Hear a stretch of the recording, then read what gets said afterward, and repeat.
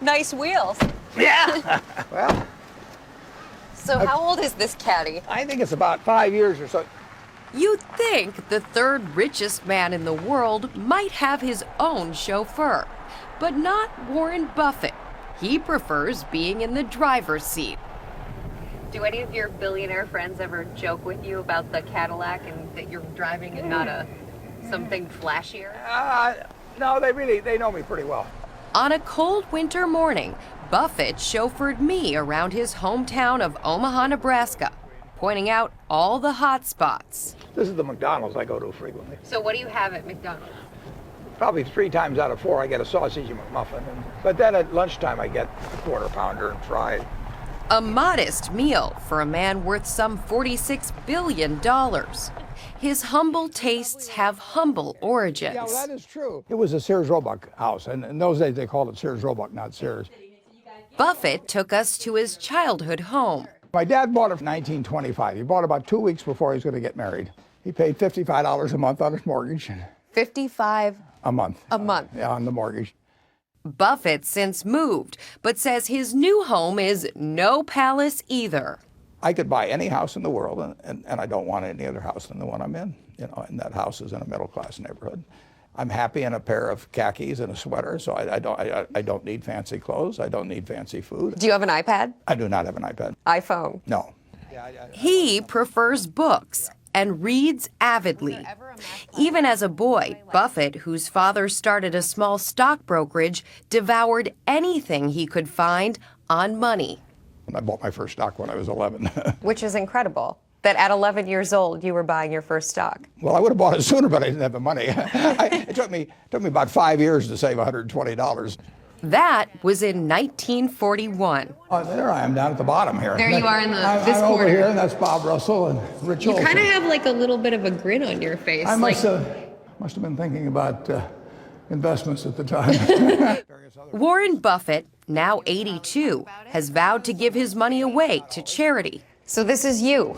Well, this is me and my classmates. It's a fortune he's been building since his days here at Rose Hill Elementary School. When you were sitting here at Rose Hill Elementary, did you think at that point, I want to be the richest man in the world someday? No, but I thought I wanted to be rich. What appealed to you about being rich? Well, I like to be independent. I want to be able to do what I want to do every day, and money lets you do that. Fortune magazine writer Carol Loomis is a close friend. She's been covering Buffett's career for 46 years. Tap Dancing to Work is a collection of her articles about him. What would you say is his biggest strength? Well, his biggest strength, without doubt, is his rationality that he brings to business and investing. And this is a trait, rationality, that you would think many investors would bring to their work. But the fact is, most of them are swept up by emotions most of the time at some crucial time. And he never does that. If you had invested $1,000 in Buffett's company in, say, April of 1966, your holdings today would be worth $6.5 million. What role has luck played in your success? Well, there's luck enters into everybody's life. And Buffett says that begins at birth. The womb from which you emerge determines your fate to an enormous degree for most of the 7 billion people in the world. Just in my own case, I was born in 1930. I had 2 sisters that have every bit the intelligence I have, every bit the drive, but they didn't have the same opportunities. Because you were a man. And I was white.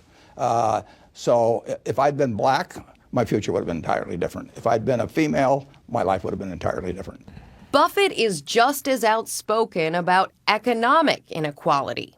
In a 2011 New York Times editorial, he wrote, "While the poor and middle class fight for us in Afghanistan, and while most Americans struggle to make ends meet, we mega-rich continue to get our extraordinary tax breaks." I would say that in a country with $50,000 of GDP per person, that nobody should be hungry, nobody should lack a good education, nobody should be worried about medical care, nobody should be worried about their old age. And that doesn't mean looking for inequality of results. I mean, you want great inequality of results. You want the Steve Jobses to be working in those garages, or the Dave Packards, or Bill Gates, or you name it. But you do not want anybody going to bed hungry, or having medical care denied to them, or just the basics of life. What about our debt?